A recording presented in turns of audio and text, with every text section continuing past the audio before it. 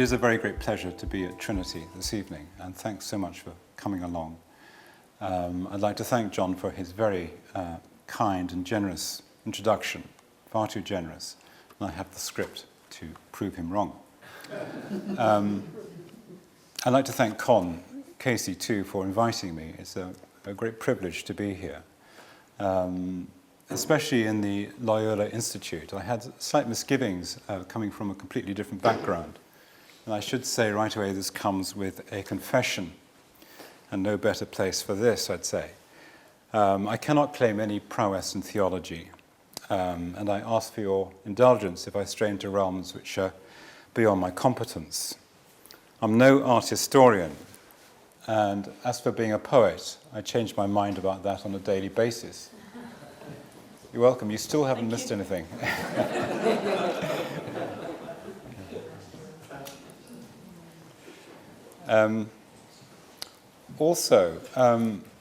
I don't really intend to lecture. It's not a word I like. It implies a body of knowledge that I'm going to impart. I'm going to explore an idea in the genial company of fellow seekers, I hope. I'm going to enlist a cast of historical characters to help illustrate my theme. They include a goldsmith, a Puritan divine, a couple of mystics, and a couple of poets with whom I shall end. We'll touch upon sacred art, iconoclasm, mystical paths to God, and two approaches to writing poetry. The subject area is vast, and in 50 minutes we can't do much more than consider some tentative threads and sketches. However, I do hope that by the end there'll be some food for thought, albeit fast food. I think I'll just... No, I can't. I'm all wired up. It's grand. I'm going to start the story with a mysterious medieval writer named Theophilus. Mysterious because Theophilus wasn't his real name. It's thought he was a monk, possibly Roger of Helmershausen in northwest Germany, a Benedictine who was also a goldsmith. So we have to picture Theophilus in the 1120s, crouched over his lectern in a freezing scriptorium. He picks up his goose quill and begins one of the most influential books on the arts in the Middle Ages, De Diversis Artibus, an instruction manual on painting, illuminations, stained glass, and metalwork. Theophilus knows what he's talking about. He tells us how to make glue out of soft cheese, how to polish gold leaf with a tooth, and the danger of flame when blowing glass. Only occasionally does he veer into superstition, such as softening crystals by placing them in warm goat's blood, and making Spanish gold from copper, blood, acid, and powder of basilisks. Yes, first catch your basilisk. He says that craftsmen must, quote, beautify walls and ceilings with different colors to show paradise glowing with flowers, to show that everything in creation is praising God, its creator. And not just walls and ceilings, chalices, candelabra, incense burners, reliquaries, crosses, missals, all must be beautified. And then, of course, there's stained glass. Theophilus gives instructions about making pigments like a master chef. Tolle cuprum tenue percussum. First, take your copper, beaten thinly, and burn it in a small iron cup until it's a powder. Take particles of green glass and of Greek sapphire and grind them into a powder. Mix equal amounts of the powdered copper, green glass, and sapphire, and grind them together with wine or urine. Put the mixture into an iron or leaden vessel, then paint the glass. Theophilus' book coincided with the dawn of Gothic architecture. The Abbey Church of Saint-Denis near Paris led the way, and before long Christendom was sprouting vast cathedrals whose architecture reflected the corporate unity of the church, which, as Hugh of St. Victor said, was, quote, built in heaven of living stone. For Theophilus and his ilk, art was inspired by God, created for the glory of God and for the service of his worshippers. How things have changed today. I'm now going to add another character to the story. The year is 1643. The place is England. The Civil War is at its height. On the 13th of December, a Church of England priest named Richard Culmer, who was on the Puritan side of the church, enters Canterbury Cathedral, the great pilgrimage shrine of St. Thomas Becket. Culmer may have been wearing the distinctive blue cloak that gave him the nickname Blue Dick Culmer. Rather strangely, he is carrying a ladder 60 steps high. Perhaps the stained glass windows could do with a wipe. Culmer climbs up to the great east window and stares into the faces of Jesus, Mary, and various saints. He then takes a pikestaff and smashes them to pieces. He later records how he, quote, rattled down proud Becket's glassy bones. Becket's glassy bones. Culmer could have been a poet. Some of the cathedral servants shout abuse at him. One of them says, "It's shameful for a minister to be destroying the windows." Culmer replies, "Sir, I count it no shame, but an honour. My master whipped the living buyers and sellers out of the temple. These are dead idols which defile the worship of God here." And Culmer finishes his account of the event like this. And now to end with very good cathedral news from Canterbury. Light comes in through the windows where the painted images stood and kept it out. Canterbury is only one of the many sacred buildings violated by Puritans at this time, and not only in England. In Ireland, for example, in the spring of 1650, in the aftermath of the siege of Kilkenny, Cromwell's soldiers charge around St. Canice's Cathedral like enraged rhinos in the Waterford Crystal Factory. They deface tombs and smash windows. 2 years later, the same Puritans run amok in St. Nicholas's Church in Galway. In the South Transept, 2 small stone angels watch the carnage until their heads are cut off. No witnesses allowed. The destruction of art, sacred or secular, remains shocking, whether it's by Richard Culmer or the Taliban destroying rock-cut Buddhas in the Bamyan Valley. Theophilus declared that art is one of the ways in which people connect themselves with the divine intelligence and wisdom. We should make art. We should love art. It is God's work.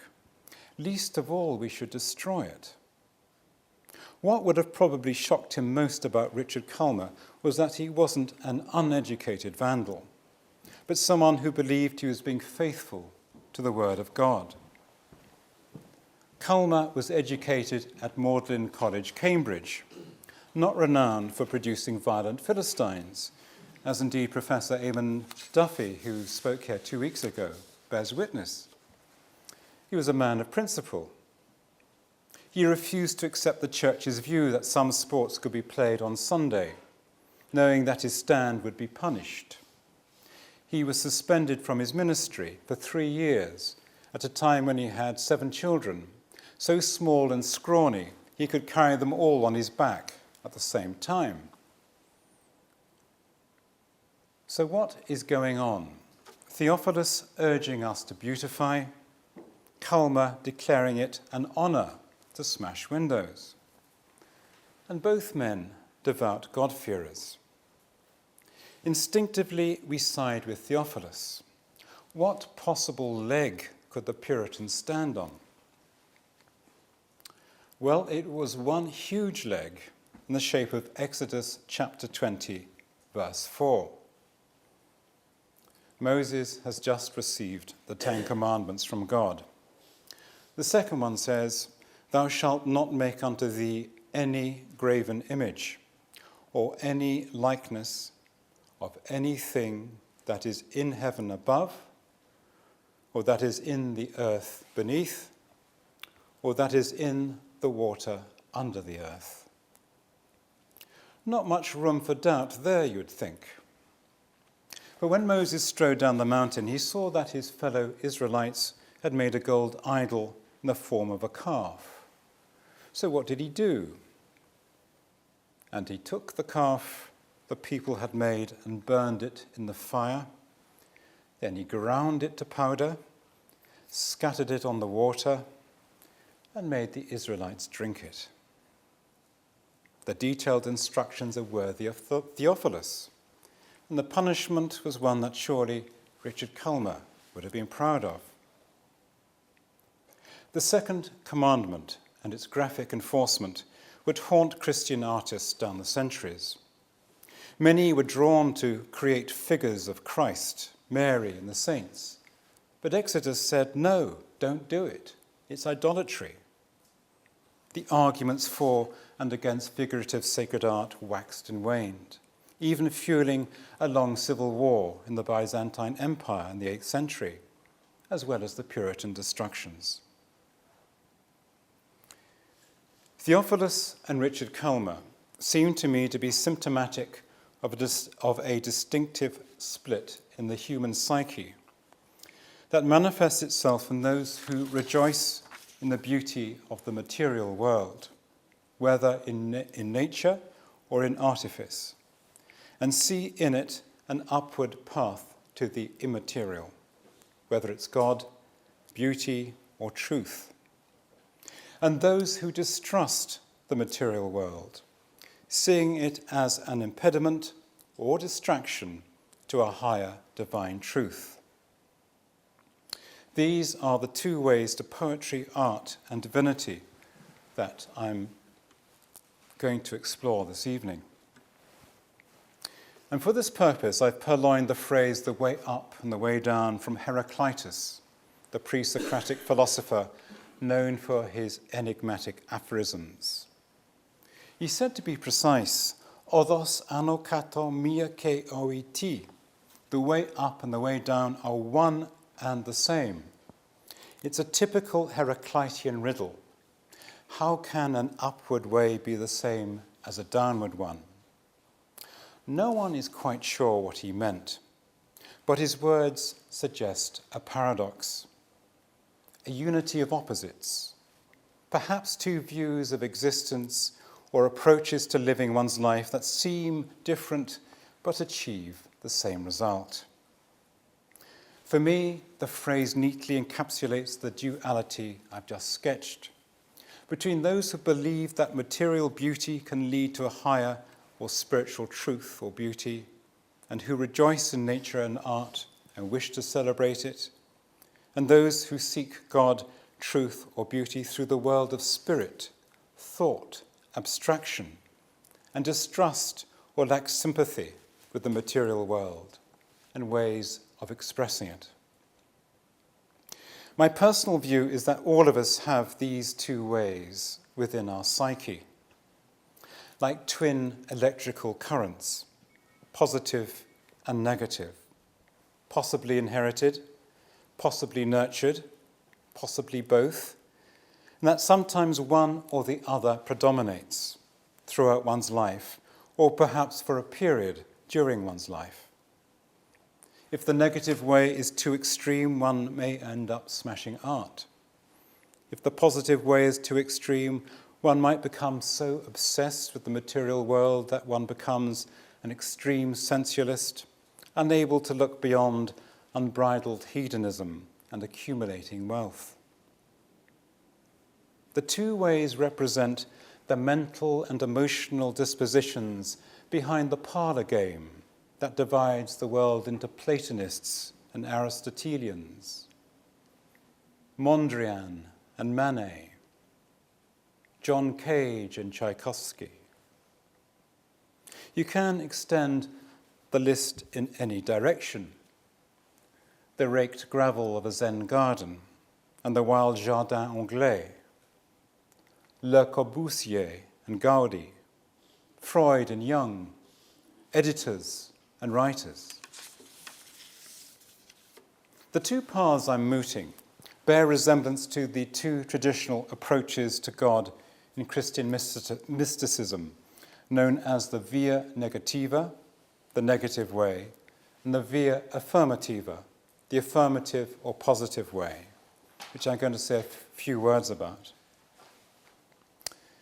The two approaches are complementary, not opposites, and simply refer to ways of relating to the divine. The via negativa, or apophatic theology as it's also known, maintains it's truer to speak of what God is not rather than what he is. How can we limit him with concepts and words such as good, omnipotent, love? The language of negativist mystics is full of words such as darkness and night, or void, abyss, or desert, as used by the German Dominican Meister Eckhart. And their natural habitats have been monastic cells or deserts or caves, far away from the distractions of the world. Conversely, the via affirmativa, or cataphatic theology, approaches God in positive terms through his attributes. Yes, language may be ultimately futile when describing God, but nevertheless we may have a more sympathetic and imaginative relationship with him if we draw him down from the realm of the unsayable and recognize his revealed presence through scripture, nature, art, and most of all through the incarnation. The two ways, negative and affirmative, did not just remain in a world of abstraction, of interest only to monks, nuns, hermits, and anchorites. As mentioned, they lurk behind the bitter civil war about icons that scarred the Byzantine Empire in the 8th century. The key dispute was, could icons be worshipped or not? Iconoclasts naturally pointed to the second commandment, thou shalt not make a graven image. And they had the negative way in the back of their minds. God cannot be limited, least of all by material, no matter how beautiful or sacred the art. But in the end, the iconophiles won the argument and the war, largely through the efforts of St. John of Damascus, who declared, I do not worship matter, I worship the God of matter, who for my sake took on substance, and who through matter accomplished my salvation, and I shall not cease to honor matter. John did not deny the second commandment, but he made the crucial point that the incarnation had changed everything. Flesh had been sanctified by God. Material things were now accessible to grace. Nature and art could be honored because they in turn honored God. Let's look at the negative and affirmative paths through another pair of characters. St. John of the Cross and St. Francis of Assisi. When I think of St. John of the Cross, I always feel a chill wind. I think of darkness, solitude, purgatorial pain. The ascent of Carmel and the dark night of the soul are daunting texts, and St. John is the negativist's negativist. And then I remember that he was said to be rather a cheerful character, barely 5 feet tall, a bundle of energy. And I remember how he was locked up for 8 months in 1578 in a windowless cell by his fellow Carmelites, frightened out of their wits by his reforms. Amid the tall grey buildings and swirling metal blue skyscape of El Greco's Toledo, John sat in darkness, ruminating on life, composing poetry in his head. His physical darkness mirrored the spiritual one he would write about. And in the same way that he eventually escaped his captors and rejoined the sunlit world, so he wrote that spiritual darkness led ultimately not to despair, but to freedom and joy. For all his austerity, there is always a warmth that suffuses his poetry.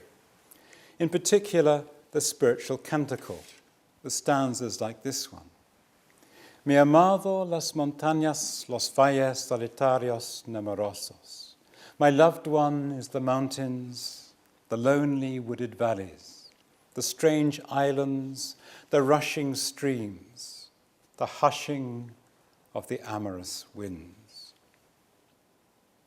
Beneath his will and discipline, he heard in his soul the music of the Song of Songs and transmitted it in beautiful Spanish poetry. Nevertheless, it is his cold, clear prose that we perhaps remember best. In order to arrive at having pleasure in everything, desire to have pleasure in nothing. Only through darkness, purgation, and gritting our teeth during our sense of spiritual desolation can we eventually reach the light and soar upwards like a bird whose restraining cords have been cut, to use John's own simile. St. Francis of Assisi withdrew from conventional society, embraced poverty, but never retired to a cloister. Francis was anything but worldly, but he honored the world for its divine provenance, like a true affirmativist. And he honored the incarnation like no other, literally embracing the bodily forms of lepers and communing with nature. We can see him through Giotto's eyes, preaching to the birds in the golden haze of Umbria, or on the tree-clad mountain of La Verna, receiving the stigmata. Saint Bonaventure said about Francis, quote, "In things of beauty, he contemplated the one who is supremely beautiful. And led by the footprints he found in creatures, he followed the beloved everywhere." For Francis, the way to God leads through a world in which everyone and everything is intimately related in Christ as brothers and sisters. His great hymn of praise, Canticle of the Sun, written a year before his death in 1226, speaks of brother sun and sister water and sister earth, who, quote, produces varied fruits with coloured flowers and herbs, the sort of scene that Theophilus hoped artists would paint on church walls and ceilings. The Canticle's affirmations are a counterbalance to the darkness of St. John of the Cross, and show that as well as being a nature lover and a mystic, Francis also had the soul of a poet. And if he had written more poetry, I'm sure it would have sounded like that of the great medieval Welsh poet Dafydd ap Gwilym, who lived a century after Francis's death. Dafydd wrote a poem praising the night sky that is like an elaboration of the canticle's praise of Sister Moon and the stars, and captures the enchantment of the affirmative way. You have to imagine Dafydd walking at night in the region of Anglesey. His poem starts like this. It was pitch black, and I got lost among the bogs on the brow of the great mountain. The black headland lay dark in front of me. It was perplexing, as if I were locked in a dungeon. So far, we're in St. John of the Cross territory, plunged into a scary and confined darkness. But then the clouds of the night depart, and this is what Dafydd sees. Proud and sudden, the stars came out for me, the cherries of the night. Their glow was bright as sparks from the bonfires of 7 saints.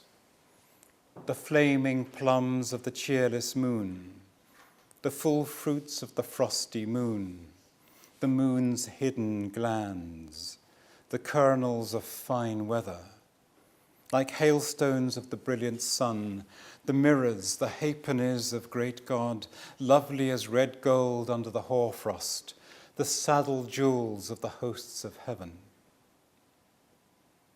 Dafydd ap Gwilym endows creation with the sacramental awe inherent in Francis's canticle, and both of them join the merry pilgrims who have embarked on the Via Affirmativa.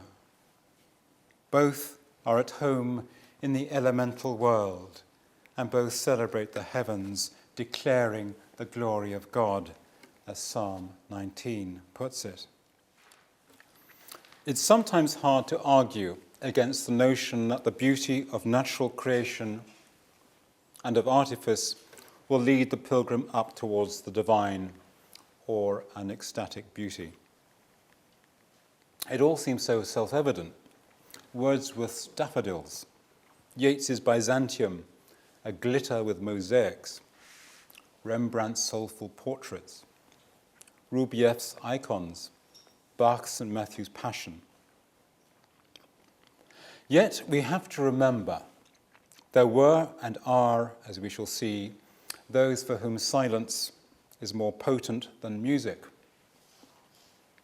blank space more profound than images, absence more engaging than presence, solitude a more effective path to the divine than being in company. We may think of St. John of the Cross, certainly, but there were and are many others for whom the divine or truth went downwards and inwards, away from the things of this world, for whom nature and art were a distraction. One such was St. Bernard of Clairvaux, the great French abbot, who preached the Second Crusade, who denounced Peter Abelard, and who embodied the spirit of Cistercian simplicity and austerity. It's been said that Bernard viewed every woman he met as a threat to his chastity. The story was told admiringly that once, after a day of walking with his fellow monks beside the glories of Lake Geneva, he asked them in the evening whether they'd seen anything of interest during the journey. In 1125, in a letter about the decoration of monastic churches, Bernard asked witheringly, "What is gold doing in the sanctuary? We who have left the precious and lovely things of the world for the sake of Christ have reckoned all bodily delights as so much dung. What do we expect to get out of them? There's more admiration for beauty than veneration for sanctity. We see candelabra like big bronze trees, marvelously wrought, their gems glowing like their flames. What do you think these things are for? To gain the contrition of penitents or the admiration of spectators? Bernard's stinging rebukes would have cut Theophilus to the quick, but perhaps even more so his contemporary, Abbot Suger, who rebuilt the Abbey of Saint-Denis near Paris in one of the first major statements of Gothic architecture. Like Theophilus, Suger believed that light from reflecting surfaces and by way of stained glass windows was an echo of divine glory. He made Saint-Denis a treasure chest of gold, silver, and jewels. Above its new golden doors, he placed a Latin inscription which included the words, "Mens hebes ad verum per materialia surgit." The dull mind rises to the truth through material things. It could be the motto for all affirmativists. For Suger, just as it was for Theophilus, the art of the goldsmith, glazier, and jeweler served as the way up to the divine. But not for Bernard, nor later for the poet George Herbert, who wrote, "And truly brass and stones are heavy things, tombs for the dead, not temples fit for thee." So far, we've looked at Theophilus and Richard Culmer. Seems like a long time ago now.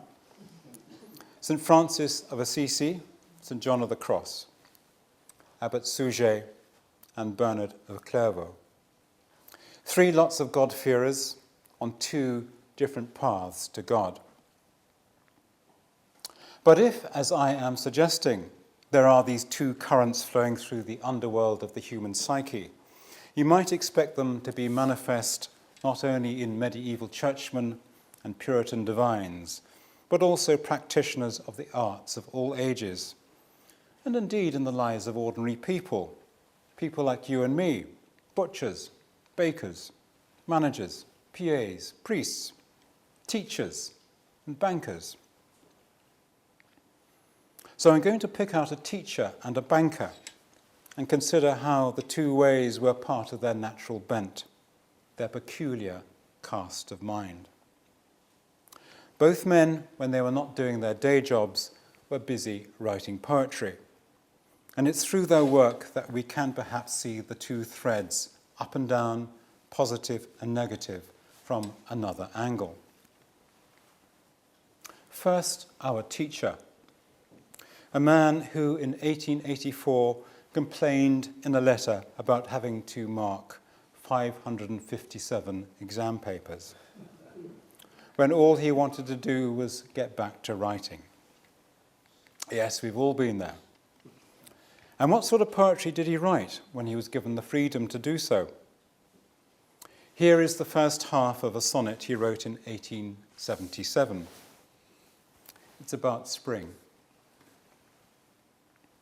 Nothing is so beautiful as spring, when weeds in wheels shoot long and lovely and lush, thrush's eggs look little low heavens, and thrush through the echoing timber does so rinse and ring the ear.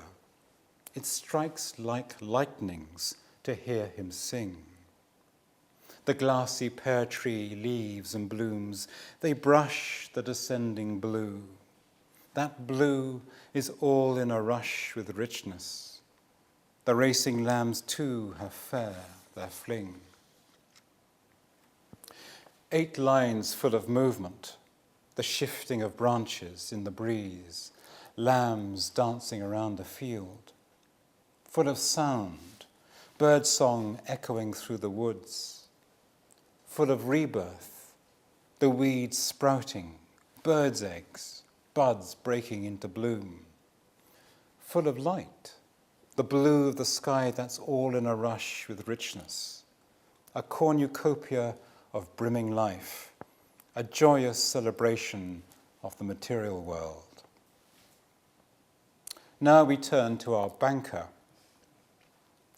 working for Lloyd's in London at the foreign desk in the 1920s. What sort of vision of spring will this man have? April is the cruelest month, breeding lilacs out of the dead land, mixing memory and desire, stirring dull roots with spring rain. No racing lambs or birdsong there. More a sense of contraction, meagreness, survival. Our teacher is, of course, Gerard Manley Hopkins, and our banker is T.S. Eliot, with lines from The Start of the Wasteland. Two views of nature, two very different sensibilities. For Hopkins, spring is not just a pretty face, it's literally a living proof of a paradise lost after the fall, and bodies forth an innocence that must be grasped before it's lost. Hopkins wrote the poem in 1877 while he was living in North Wales, studying as a Jesuit at St. Buno's College. 1877 was a poetic annus mirabilis for him. He wrote some of his finest sonnets, in which he presents a world charged with a divine glory that flames out like shook foil. For Theophilus and Sujet, stained glass windows or a gold altar could lead towards the divine. For Hopkins, it was trees, streams, fields, a kingfisher or a hawk. Their minds were led upwards per materialia. In 1877, Hopkins was the Christological age of 33, exactly the same age as T.S. Eliot when he completed The Wasteland, with its devastating opening line, "April is the cruelest month." The year was 1921. Unlike Hopkins' poem, the first part of The Wasteland, The Burial of the Dead, presents nature as a dystopia, a barren, desacralized world where the sun beats and the dead tree gives no shelter, the cricket no relief, and the dry stone no sound of water. We're a long way from Hopkins' luscious spring. To be precise, a distance of 44 years separates Hopkins' spring and Eliot's Burial of the Dead. And in those years, the world has witnessed revolutions, rebellions, and the First World War. At the age of 33, Eliot had reached a crisis point. Under strain from finances and his difficult marriage, he suffered a nervous breakdown.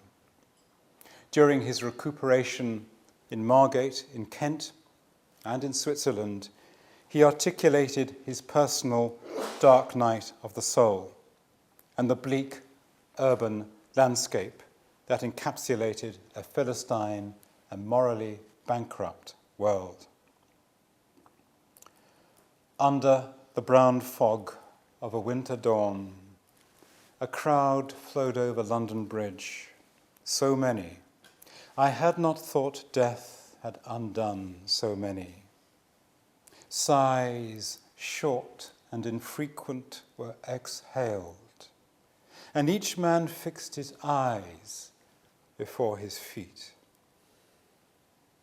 The purview of the city workers extends only to the pavement they are tramping, their heads locked downwards, reminiscent of Plato's prisoners in the cave.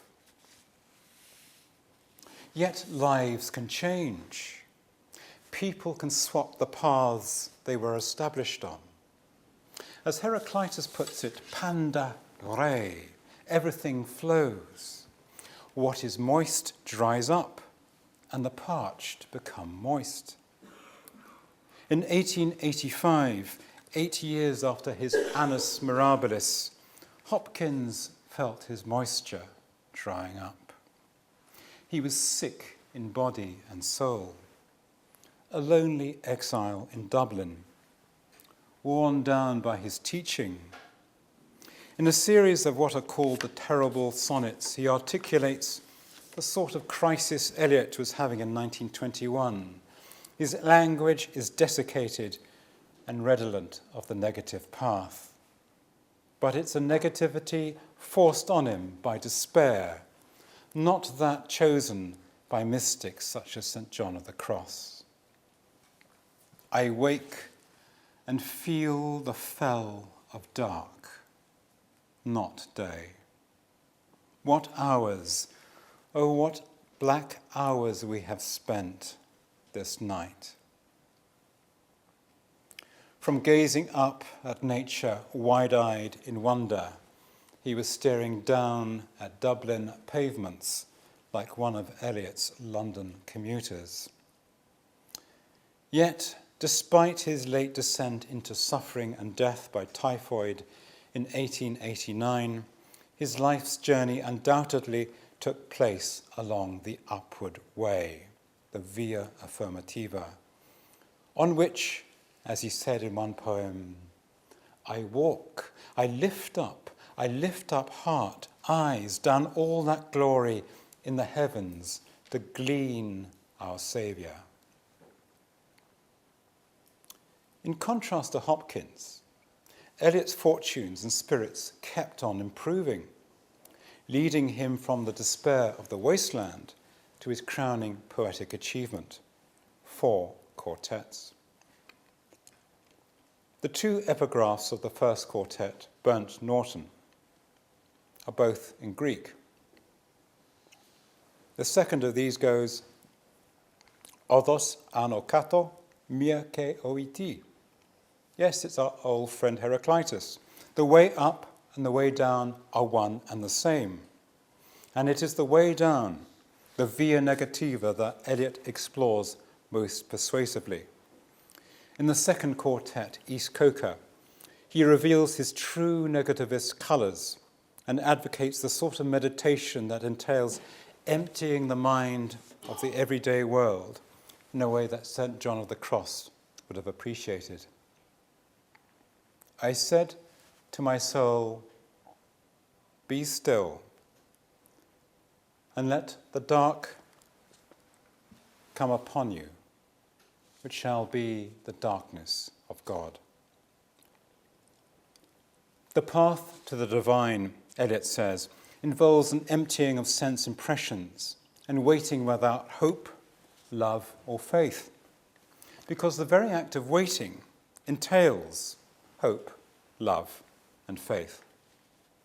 Only by doing this do we come through the dark night of the soul and arrive at a place where the darkness shall be the light and the stillness the dancing. It's hard to imagine Eliot focusing on nature in the pure way that Hopkins does, writing about skies of couple colour as a brinded cow, rose moles all in a stipple upon trout that swim, fresh fire-cold chestnut falls, finches' wings. And it's hard to imagine Hopkins writing Eliot's Jeremiah-like pronouncements such as, "Oh, dark, dark, dark, they all go into the dark, the vacant interstellar spaces, the vacant into the vacant." In a way, they were each other's shadows.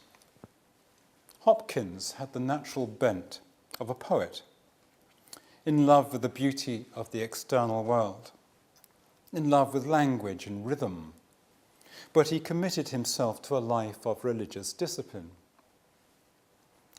Eliot had the natural bent of the mystic or anchorite, but was committed to the life of a poet. Yet possibly we see in these two poets both currents, positive and negative, combining at different times and in different measures. Perhaps Hopkins' joy in nature was predicated on his more restrictive spiritual life. Perhaps Eliot's profound religious nature was deepened by his poetic sensibility. Writers and artists are, I believe, naturally drawn to the way up, the affirmative path, which makes those lured by the way down, the via negativa, more unusual and perhaps more interesting.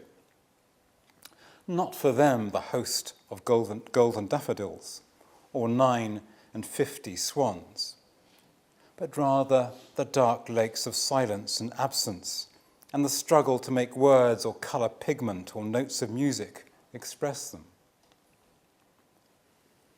The Sufi poet Jalaluddin Rumi once said, "The language of God is silence.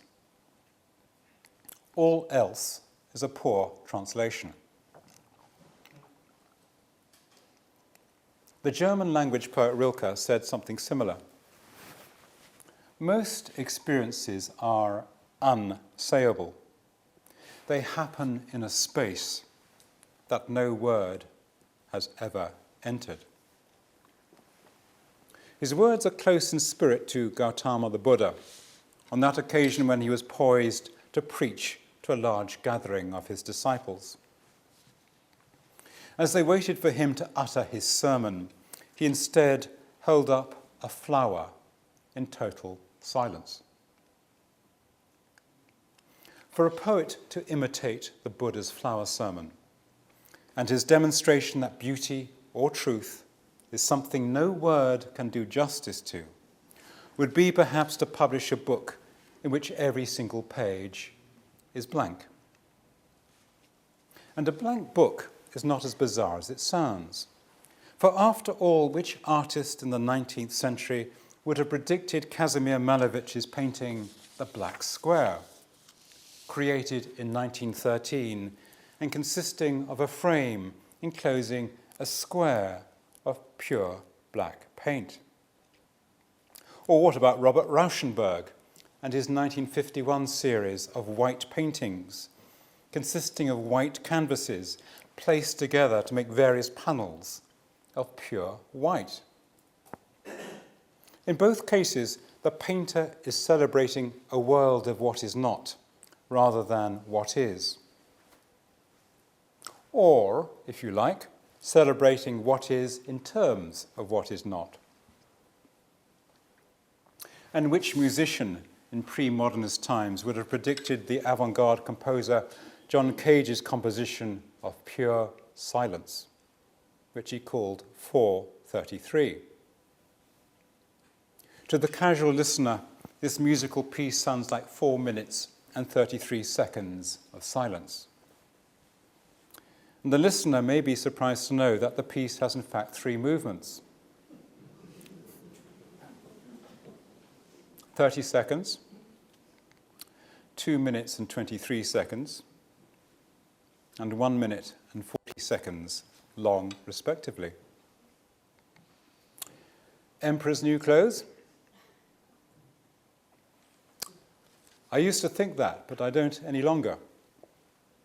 Cage, who was influenced by Zen Buddhism, invites the audience to enter a silence and listen to the ambient sounds around them. The coughs, the whispers, the air conditioning, the police sirens outside. And this continuum of sound constitutes the music. Cage said he was inspired to write his piece of silence by a series of paintings he had once come across, which he described as, quote, airports for shadows and for dust, and, quote, mirrors of the air. The pictures were Rauschenberg's white paintings.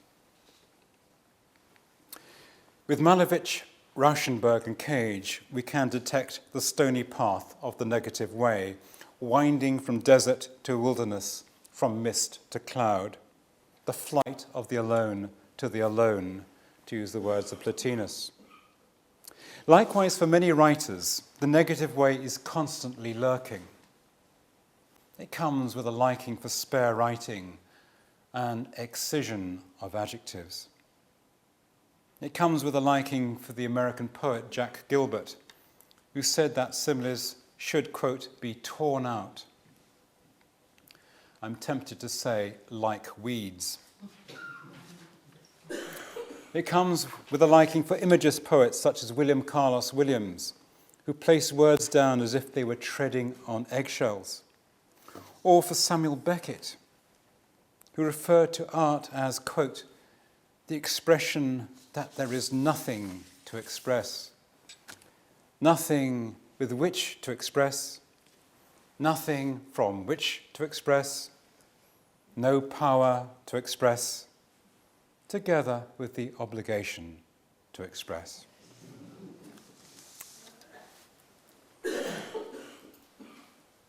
We've come a long way from Theophilus, with his green stones and Greek sapphires and his powder of basilisks. And Abbot Suger with his golden doors in Saint-Denis, Dafydd ap Gwilym and his stars as bright as sparks from the bonfires of seven saints. With Malevich and Cage, Eliot and Beckett, we may not have caught up with the impatient footsteps of Richard Culmer and his ladder and his pikestaff, but we will be keeping company with Bernard of Clairvaux, Meister Eckhart, and St. John of the Cross. All of us, I believe, contain an inner Suger and Bernard, Hopkins and Eliot, Tchaikovsky and Cage, Rothko and Renoir, in different proportions. One or the other tendency or current may predominate at different times, or it may predominate throughout our lives. If we go to one extreme, we may find ourselves smashing stained glass windows. If we go to the other, we may be marooned in sensualism or choking our art with the worst excesses of the Rococo style or over-florid verse or purple prose. But we can achieve and appreciate beauty through either way. Which is more beautiful? The Byzantine church, with its cave-like interior, glittering with gold icons, candles, and chandeliers. Or the Baptist chapel, with its large clear windows allowing light to reveal the bare walls and unadorned oak stalls and pulpit. The answer is there is beauty in both of them. We can journey to the divine and create art and poetry on either the via negativa or the via affirmativa. And perhaps we do these things best when the paths intersect. Perhaps Heraclitus was right. Odos ano kato mia ke oiti. The way up and the way down are one and the same. Thank you.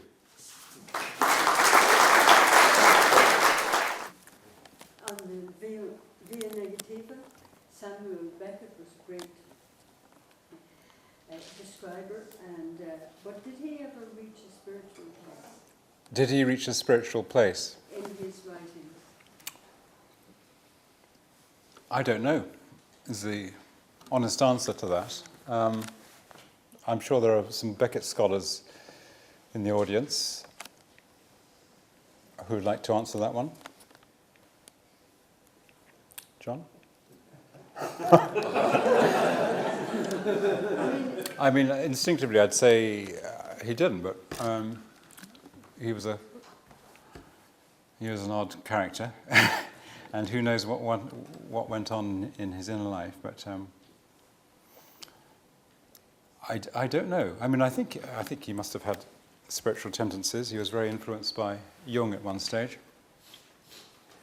but he doesn't strike me as someone who broke through into a great joyous light and joy. But I'm happy to be corrected. There seems to be a great parallel between Heraclitus and Taoism. And Taoism? Yeah, there seems to be a parallel type of philosophy. There is?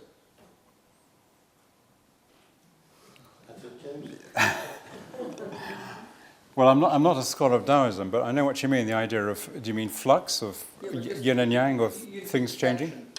And the things that everything is patterns and Hmm. interchangeable. I suppose a modern view of an ecosystem and seeing things in terms of interrelationships, as opposed to right, wrong, black, white, Yes. negative, positive. This tendency to see things in terms of unitary perception, perhaps. Hmm. And coming from that, I mean, I suppose the Heraclitean and the yin and yang are both dynamic dualisms, Yeah, but underlying that is unity. I think that's right. I used to do Tai Chi, and the great philosophy of Tai Chi is a transference of energy all the time, that you're never static. And I think that's incorporated in Heraclitus's Panda Re, everything flows. Nice, easy one. I can't promise that. That was just a wonderful talk. Thank you very, very much, both in its content and its craft. Thank you. And I'm going to make an observation and then add a question, which is optional. Hang on, I'll just write this down. Because it may not be neither nice nor easy. So the observation is that you offered us a cast of dozens, if not thousands, from ancient Greece through to almost contemporary thinkers, poets, artists, musicians. And there were no women at all. And the optional question is, why?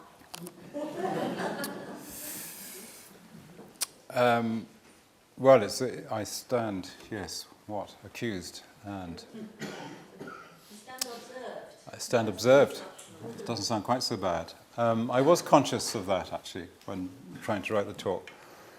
I suppose the lazy option was that all the juiciest examples I could find, all the best quotes I could find, and I suppose the characters that have absorbed me happen to be men, like Richard Culmer, for example, who I find a fascinating character, and Theophilus. I mean, clearly, in medieval times, women,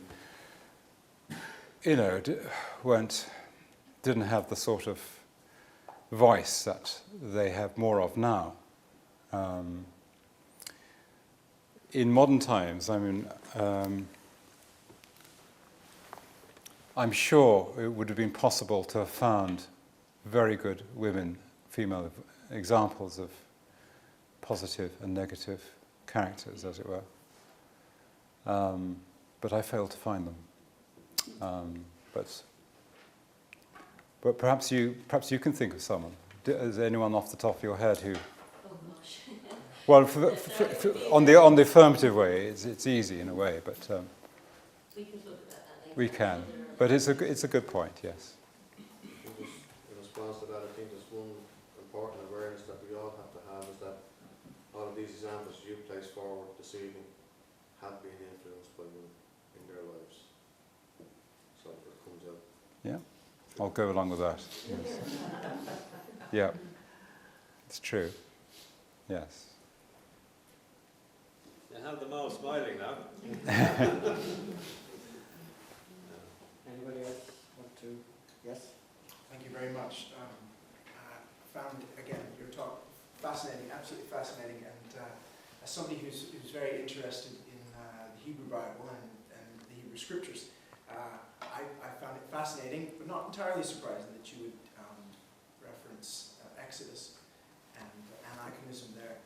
But it got me to thinking, of course you have Moses, famous iconoclast, and at the same time bearing the word. And in that same moment, almost at the top of the mountain is the creation of the word, and then at the foot of the mountain is the destruction of the image. And it sort of encouraged me to think, well, he's obviously one way and not the other. Yes. But then the longer you talked, the more I continued to think about Moses. And I'd like to sort of thank you for encouraging me to think about Moses as embodying both. And I think of that only because of the much less famous image Moses is associated with, Nehushtan, right, the staff and the snake. And of course, this is revealed in later Israelite tradition as something very much associated with Moses when he lifts it up and then it becomes the cure of the plague. And it's fascinating to me, and I don't know whether anybody's really spent any time talking and thinking about both in the life of Moses. So I thank you for your encouragement. You're very welcome. You're very welcome. Can I suggest that towards contemporary times, take women poets, I would think Anne Bradstreet in America would be very much the positive, the positiva, and Sylvia Plath, for instance, was very, very much in the via negativa. And there are many, many examples that one would have taken up. But I think also it was theology that we were focusing in on in this case. Of course, you've Hildegard of Bingen and you've got Julian of Norwich. True, yes. So we can have James come back tomorrow night and rephrase the entire speech. Anybody else wants to comment or I've question? had to go, but following your comment there, I go to India a lot, and when I ask about what I've been told there is that the grossness in the East is the ritualistic practice, and this is by somebody with a Hindu background, and the worshipping of idols, because the spirituality is lost in the, if you like, the practical or the material following of those practices. Yeah, it's interesting that, yeah. B. Griffiths would say that the Hindu God and the Christian God are the same ultimately. Yeah, but it's the practice. Oh yeah, yeah. And Well, I think practice. all religions suffer that. You know?